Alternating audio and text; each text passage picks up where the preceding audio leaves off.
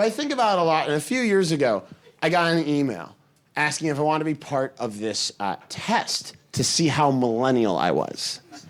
And I take tests online for free all day, and so I was like, I'll take a test. Like, you know what I mean? I take, like, those online tests, like, what Sex and the City character are you? Like, what flavor of cupcake are you? How much existential loneliness do you feel? And it's like, by the way, Miranda, chocolate, lots.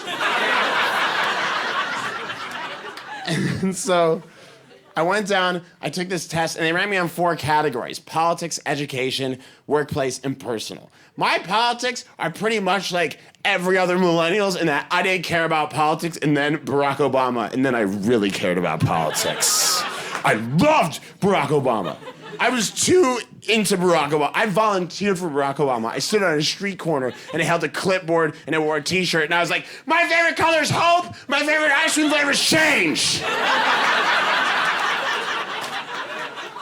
And it's because he was young.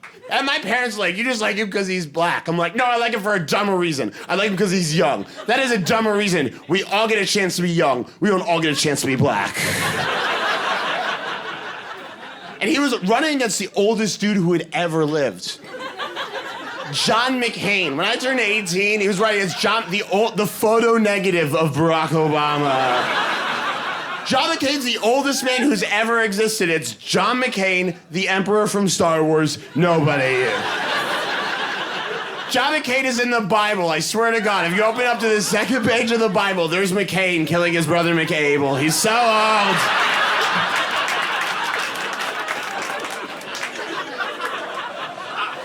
And I volunteered for Barack Obama in a very racist part of Boston called Boston.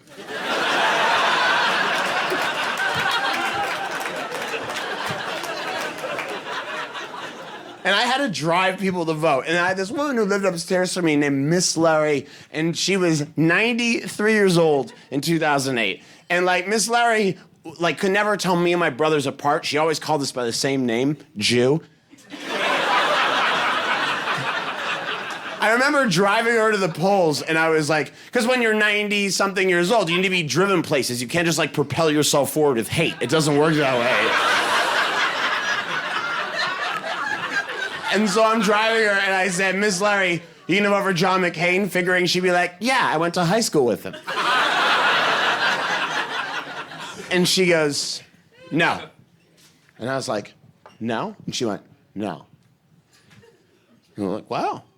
And, like, I'm waiting outside the voting booth for her to finish up. Because that's how we vote in Massachusetts. There's a booth with a curtain. You go in, you pull the lever for the candidate you want, and you leave. It's not like that in all states. In Florida, the way you vote is you write the name you want on a napkin, and you throw it in the air, and you make a wish, and then you run.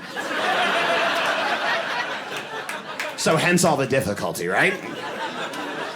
But I'm waiting outside this voting booth, enjoying this moment of post-racial America where, like, an old racist white lady, who's probably not even psyched that, like, Barack Obama can drink out of the same water fountain as her, is voting for him. And I'm enjoying this moment, and Ms. Larry sticks her head out from behind the curtain. She goes, hey, Joe, I left my glasses in the car. Which lever do I pull for the colored fella? And I was like...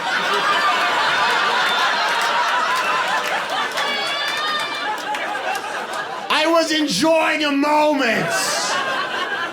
Do you have to ruin the moment?